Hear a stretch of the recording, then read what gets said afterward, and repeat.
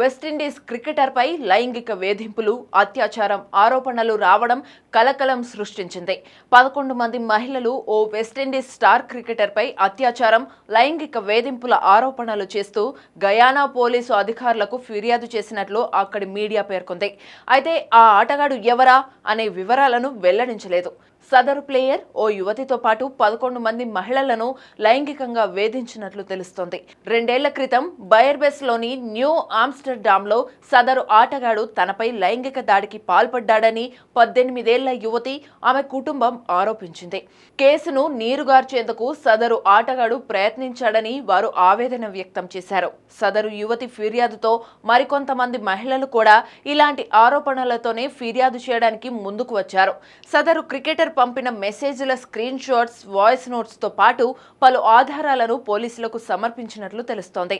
అయితే ఈ ఆరోపణలు బాధితులు పోలీసులకు చేసిన ఫిర్యాదు గురించి తమకు తెలియదని, ఈ విషయమై ఇప్పుడే తాము ఏమీ మాట్లాడలేమని క్రికెట్ వెస్టిండీస్ అధ్యక్షుడు కిషోర్ షాలో మీడియాకు వివరించారు.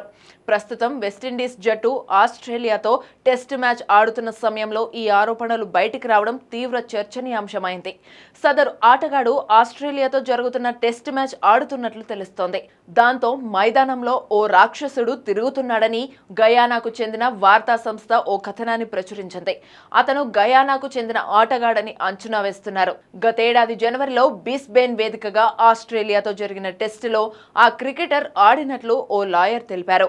ఆస్ట్రేలియాపై విజయం సాధించి స్వదేశానికి తిరిగి వచ్చిన సమయంలో అతనికి ఘన స్వాగతం కూడా లభించిందని హింట్ ఇచ్చారు.